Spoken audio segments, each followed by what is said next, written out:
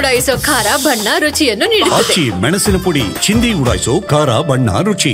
ಮತ್ತಿಕೆರೆಯಲ್ಲಿ ಇವತ್ತು ನಡೆದಂತಹ ಒಂದು ಹೈ ಡ್ರಾಮಾ. ಇವತ್ತು ಜೆಪಿ ಪಾರ್ಕ್ ನಲ್ಲಿ ಏನು ಒಂದು ನಡಿಗೆ ಕಾರ್ಯಕ್ರಮವನ್ನು ಇಟ್ಕೊಂಡಿದ್ರು ಡಿ.ಕೆ. ಶಿವಕುಮಾರ್. ಆ ಕಾರ್ಯಕ್ರಮಕ್ಕೆ ಬಂದಿದ್ದಂತಹ ಮುನಿರತ್ನ ಆಕ್ರೋಶವನ್ನು ವ್ಯಕ್ತಪಡಿಸಿದ್ದಾರೆ. ರಾಜ್ಯದಲ್ಲಿ ಕಾಂಗ್ರೆಸ್ನ ಗೂಂಡಾಗಿರಿ ನಡೀತಾ ಇದೆ. ವಿಪಕ್ಷ ನಾಯಕ ಆರ್ ಅಶೋಕ್ ಕೂಡ ಈ ಸಂದರ್ಭದಲ್ಲಿ ಆಕ್ರೋಶವನ್ನು ವ್ಯಕ್ತಪಡಿಸಿದ್ದಾರೆ. ಮುನಿರತ್ನ ಪ್ರತಿಭಟನೆಗೆ ನಮ್ಮ ಬೆಂಬಲ ಇದೆ ಅಂತ ಹೇಳಿ ವಿಪಕ್ಷ ನಾಯಕರು ಹೇಳಿದ್ದಾರೆ ಇವತ್ತು ಆರ್ ಅಶೋಕ್. ಸೊ ಮುನಿರತ್ನ ಅವರ ಮೇಲೆ ಇವತ್ತು ಆಗಿರುವಂತಹ ಹಲ್ಲೆಯನ್ನ ಖಂಡಿಸಿ ನಾನು ಅವ್ರ ಜೊತೆಗೆ ನಿಲ್ತೀನಿ ಅನ್ನುವಂಥ ಒಂದು ಮಾತುಗಳನ್ನ ಆರ್ ಅಶೋಕ್ ಹೇಳಿದ್ದಾರೆ. ನಾವು ಪ್ರತಿನಿಧಿ ಸುನಿಲ್ ಮಾತನಾಡ್ತಿದ್ದಾರೆ ಅಶೋಕ್ ಅವರನ್ನ, ಬನ್ನಿ ನೋಡೋಣ.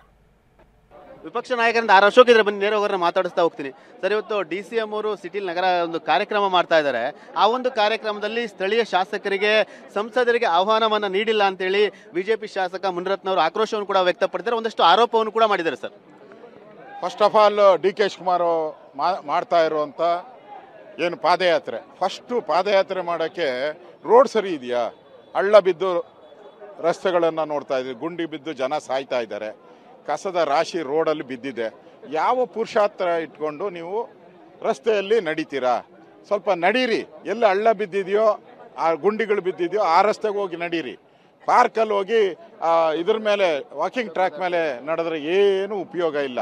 ಅದರಿಂದ ಏನೂ ನಿಮಗೆ ಬೆನಿಫಿಟ್ ಆಗಲ್ಲ. ಹಳ್ಳ ಬಿದ್ದಿರೋ ರಸ್ತೆಗಳಿಗೆ ಹೋಗಿ ನಡೀರಿ. ಅವಾಗ ನಿಮಗೆ ನಿಜವಾದಂಥ ಬೆಂಗಳೂರಿಗೆ ಕಾಳಜಿ ಇದೆ ಅಂತಾರೆ. ಇಲ್ಲ ಅಂದರೆ ಇದು ಡೊಂಬರಾಟ ಅಂತ ಅನಿಸ್ತೈತೆ. ಹಲ್ಲೆಯನ್ನ ಮಾಡಲಾಗಿದೆ, ನನ್ನ ಟೋಪಿಯನ್ನು ಕರಿ ಟೋಪಿ ಅಂತ ಕರೀಲಾಗಿದೆ, ನಾನು ಗಣವೇಶದಲ್ಲಿದ್ದೆ, ನನಗೆ ಹಲ್ಲೆ ಮಾಡಲಾಗಿದೆ ಅನ್ನೋ ಒಂದು ಆರೋಪವನ್ನು ಕೂಡ ಮಾಡಿದ್ದಾರೆ. ಇದು ಪ್ರಜಾಪ್ರಭುತ್ವದ ಮೇಲೆ ಮಾಡಿದಂಥ ಹಲ್ಲೆ ಅಂತ ನಾನು ತಿಳ್ಕೊಂಡಿದ್ದೀನಿ. ಈ ರೀತಿ ಶಾಸಕರ ಮೇಲೆ ಹಲ್ಲೆ ಮಾಡುವಂಥ ಪ್ರಯತ್ನ, ಲೋಕಸಭಾ ಸದಸ್ಯರನ್ನು ಅಲ್ಲಿಗೆ ಕರೀದೇ ಇರೋದು, ಇನ್ವಿಟೇಷನ್ ಕೊಡದೇ ಇರೋದು, ಮತ್ತು ಈ ಸರ್ಕಾರದ ದುಡ್ಡು ಖರ್ಚು ಮಾಡ್ಕೊಂಡು ಈ ಪಾದಯಾತ್ರೆ ಮಾಡ್ತಾ ಇದ್ದಲ್ಲ, ಸರ್ಕಾರದ ದುಡ್ಡು ಅಂದರೆ ಎಲ್ಲ ಪ್ರತಿನಿಧಿಗಳು ಇರಬೇಕಲ್ಲಿ. ಇದು ನಿಜಕ್ಕೂ ಇವರ ಗೂಂಡಾಗಿರಿ, ಕಾಂಗ್ರೆಸ್ಸಿನ ಗೂಂಡಾಗಿರಿ ಮತ್ತೆ ಪ್ರಾರಂಭ ಆಗಿದೆ ರಾಜ್ಯದಲ್ಲಿ. ಇಷ್ಟು ದಿನ PFI, KFD ಈ ಥರ ಮುಸ್ಲಿಂ ಸಂಘಟನೆಗಳಿತ್ತು, ಅದರದ ದಾಳಿ ಇತ್ತು. ಈಗ ನೇರವಾಗಿ ಫೀಲ್ಡ್ಗೆ ಕಾಂಗ್ರೆಸ್ ಅವರು ಹೇಳಿದ್ದಾರೆ, ದಾಳಿಯನ್ನು ಮಾಡ್ತಾ ಇದ್ದಾರೆ. ಇದು ಖಂಡನೀಯ. ನಾನು ಅವ್ರಿಗೆ ಹೇಳ್ತಾ ಇದ್ದೀನಿ, ನೀವು ಉಳಿದಿರೋದು ಇನ್ನು 2 ವರ್ಷ, ಮನೆಗೆ ಹೋಗ್ತಾ ಇದ್ದೀರ ಎಲ್ಲ ಕಾಂಗ್ರೆಸ್. 2 ವರ್ಷದಲ್ಲಿ ಯಾಕೆ ಬಾಯ್ ಬಡ್ಕೊಂತೀರ? ನಿಮಗಿದು ರಿಪೀಟ್ ಆಗ್ತದೆ, ಬರ್ದು ಮಾಡ್ಕೊಳ್ಳಿ. ಯಾರ್ಯಾರು ಹಿಂಗೆಲ್ಲ ಮಾಡ್ತಾ ಇದ್ದೀರಾ, ಯಾರ್ಯಾರು ದ್ವೇಷದ ರಾಜಕಾರಣ ಮಾಡ್ತಾ ಇದ್ದೀರಾ, ನಿಮ್ಮನ್ನೆಲ್ಲ ನೋಟ್ ಮಾಡ್ಕೊಂಡಿದ್ದಾರೆ. ಜನನೂ ನೋಟ್ ಮಾಡ್ಕೊಂಡಿದ್ದಾರೆ, BJPನೂ ನೋಟ್ ಮಾಡ್ಕೊಂಡಿದ್ದಾರೆ. ನಿಮ್ಗೆ ಸರಿಯಾದಂಥ ಪಾಠ ಇನ್ನು 2 ವರ್ಷ ಆದಮೇಲೆ ಸರಿಯಾದಂಥ ಪಾಠವನ್ನು ನಿಮಗೆ ಜನ ಕಲಿಸ್ತಾರೆ. ಈಗ 100 ಇಯರ್ಸ್ ಸೆಲೆಬ್ರೇಷನ್ RSS ಮಾಡ್ತಾ ಇದೆ. ಇವತ್ತು ಕಾರ್ಯಕ್ರಮ ಮುಗಿಸ್ಕೊಂಡು ಹೋಗುವಾಗ ಸಚಿವರು ನನಗೆ ಕರಿ ಟೋಪಿ ಬಾ ಅಂತ ಕರೆದ್ರು ಅಂತೇಳಿ ಇನ್ನೊಂದು ಆರೋಪವನ್ನು ಮುನಿರತ್ನ ಮಾಡಿದ್ದಾರೆ. ಸರ್ ನೋಡಿ, ಈ ಟೋಪಿನೇ, ಈ ಡ್ರೆಸ್ಸೇ ಇವತ್ತು ಭಾರತದ ರಕ್ಷಣೆ. ಜನಕ್ಕೆ ನಂಬಿಕೆ ಇರೋದು. ಅದಕ್ಕೆ ಜನ ಮೋದಿಯನ್ನು ಗೆಲ್ಲಿಸಿದ್ದಾರೆ. ಅದಕ್ಕೆ ರಾಷ್ಟ್ರದಲ್ಲಿ ಮೋದಿ ಸತತವಾಗಿ 3ನೇ ಬಾರಿ ಗೆದ್ದಿದ್ದಾರೆ. ಇವ್ರ ಯೋಗ್ಯತೆಗೆ, ಕಾಂಗ್ರೆಸ್ ಯೋಗ್ಯತೆಗೆ ಅಪೋಸಿಷನ್ ಆಗೋಕ್ಕೂ ಯೋಗ್ಯತೆ ಇರಲಿಲ್ಲ. ಕಳೆದ ಬಾರಿ ಪಾರ್ಲಿಮೆಂಟಲ್ಲಿ ನಿಮ್ಮ ಕಾಂಗ್ರೆಸ್ಸಿನ ಯೋಗ್ಯತೆಗೆ ಅಪೋಸಿಷನ್ ಲೀಡರ್ ಆಗೋಕ್ಕೆ ಯೋಗ್ಯತೆ ಇರಲಿಲ್ಲ. ಏನೋ ಈ ಸರಿ ಕೊಟ್ಟಿದ್ದಾರೆ, ನೆಕ್ಸ್ಟ್ ಟೈಮ್ ಅದು ಇರಲ್ಲ. ನಿಮಗೆ ಗ್ಯಾರಂಟಿ ಬರ್ದು ಮಾಡ್ಕೊಳ್ಳಿ. ನಿಮಗೆ ರೌಡಿಸಮ್ ಮಾಡಕ್ ಮುಂದಾಗಿದ್ದಾರೆ, ನನ್ನ ಮೇಲೆ ರೌಡಿಸಮ್ ನಡೀತಾ ಇದೆ, ಹಲ್ಲೆ ಮಾಡ್ಲಿಕ್ಕೆ ಮುಂದಾಗಿ ಅಂತ ನಡೀತಾ ಇದೆಯಾ ಸರ್ ಅಂತ? 100% ರೌಡಿಸಮ್. ಕಾಂಗ್ರೆಸ್ ಅವರು ನೋಡಿದ್ರು, ಜನ ತಿರುಗಿ ಬಿದ್ದುಬಿಟ್ಟಿದ್ದಾರೆ ಅಂತ ಗೊತ್ತಾಯ್ತು, ನೆಕ್ಸ್ಟ್ ಗೆಲ್ಲಲ್ಲ ಅಂತ ಗೊತ್ತಾಯ್ತು. ರೌಡಿಸಮ್ ಮಾಡಾದ್ರೂ ನಾವು ಜನಗಳನ್ನು ಕಂಟ್ರೋಲ್ ಮಾಡೋಣ ಅಂತ ಹೊರಟಿದ್ದಾರೆ. ಈ ಹಲ್ಲೆ ಖಂಡನೀಯ. ಈ ಮುನಿರತ್ನ ಮೇಲೆ ಮಾಡಿರೋ ಅಂಥ ಹಲ್ಲೆಯನ್ನು ಖಂಡಿಸ್ತೀನಿ ನಾನು. ಸರ್, ಈಗ ಧರಣಿ ಕೂಡ BJP ಶಾಸಕ ಮುನಿರತ್ನ ಅವರು ಕೂತಿದ್ದಾರೆ. ಇದಕ್ಕೆ ನೀವು ವಿಪಕ್ಷ ನಾಯಕರಾಗಿ ಏನು ಹೇಳ್ತೀರಿ?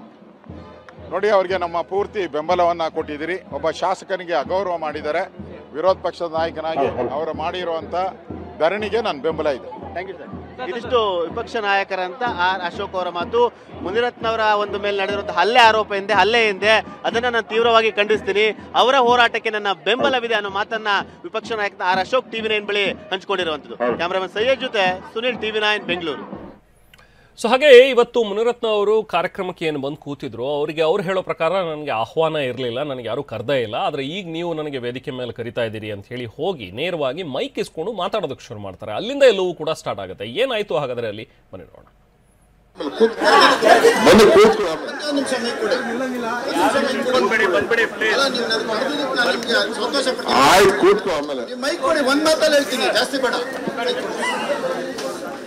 ಎಲ್ಲ ಮತದಾರ ದೇವರುಗಳೇ, ನಿಮ್ಮೆಲ್ಲರಿಗೂ ನಮಸ್ಕಾರ. ಈ ಕಾರ್ಯಕ್ರಮಕ್ಕೆ ನನಗೆ ಆಹ್ವಾನ ಇಲ್ಲ, ಆದರೂ ಈ ಬೆಂಗಳೂರಿನ ನಗರದ ಒಬ್ಬ ಪ್ರಜೆಯಾಗಿ ನಾನು ಇವತ್ತು ಬಂದು ನಿಮ್ಮ ಜೊತೆಯಲ್ಲಿ ನಾನು ಕೂತ್ಕೊಳ್ತೇನೆ, ಎಲ್ಲರ ಜೊತೆಯಲ್ಲಿ. ಮುನಿರತ್ನ ಸಾಹೇಬರಿಗೂ ಆಧಾರದ ಸ್ವಾಗತವನ್ನು ಬಯಸುತ್ತೇನೆ ಹಾಗೂ ಅವರನ್ನು ವೇದಿಕೆ ಮೇಲೆ ಸ್ವಾಗತಿಸುತ್ತೇನೆ. ಹಾಗೂ ಈ ಕಾರ್ಯಕ್ರಮದಲ್ಲಿ ಉಪಸ್ಥಿತರಿರುವಂತಹ ಇದು ಒಂದು ಕರ್ನಾಟಕ ರಾಜ್ಯ ಸರ್ಕಾರದ ಕಾರ್ಯಕ್ರಮ. ಒಬ್ಬ ಶಾಸಕನಿಗೆ ಏನು ಗೌರವ ಕೊಡಬೇಕು ಕೊಟ್ಟಿದ್ದಾರೆ, ಅವರು ಆಹ್ವಾನ ಮಾಡಿದ್ದಾರೆ. ಅದಕ್ಕೆ ನಾನು ಭಾಳ ಸಂತೋಷ ಪಡ್ತೇನೆ. ಯಾಕಂದರೆ ಒಂದು ಸಂಸದರು ಇಲ್ಲಿಲ್ಲ, ಒಂದು ಶಾಸಕರು ಇಲ್ಲ. ಇದು ಸಾರ್ವಜನಿಕರ ಕುಂದುಕೊರತೆ ಸಭೆನ ಅನ್ನೋದು ನನಗೆ ಗೊತ್ತಿಲ್ಲ. ನೀವು ನನಗೆ ಆಹ್ವಾನ ಮಾಡ್ತಾ ಇರೋದು ಮೊದಲನೇ ತಪ್ಪು. ಯಾಕಂದರೆ ಇದು ಕರ್ನಾಟಕ ರಾಜ್ಯ ಸರ್ಕಾರದ ಕಾರ್ಯಕ್ರಮ. ನೀವು ಇವತ್ತವರೆಗೂ ನನಗೆ ಆಹ್ವಾನ ಕೊಟ್ಟಿಲ್ಲ. ಮುಖ್ಯ ಆಯುಕ್ತರೆ, ನಿಮಗೆ ಗೊತ್ತಿರಲಿ, ಒಬ್ಬ ಶಾಸಕನು ಕೂಡ ಕರ್ತವ್ಯ, ಒಂದು ಗೌರವ ಕಲೀರಿ. ಫಸ್ಟು ರಾಜಕೀಯ ಆಮೇಲೆ ಮಾತಾಡ್ರಿ, ಆಮೇಲೆ ಮಾತಾಡೋಣ. ಅಲ್ಲಲ್ಲ, ನೀವು ರಾಜಕೀಯ ರೀ.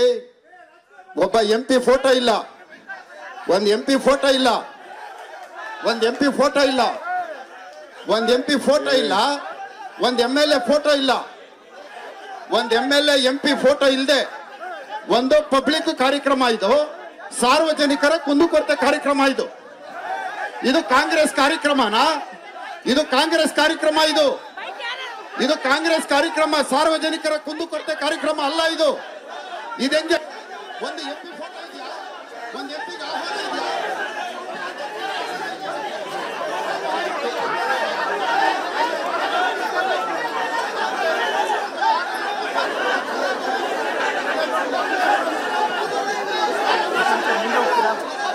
ನಮ್ಮವ್ರು ಯಾರು ಇಲ್ವಾ ಅಲ್ಲಿ?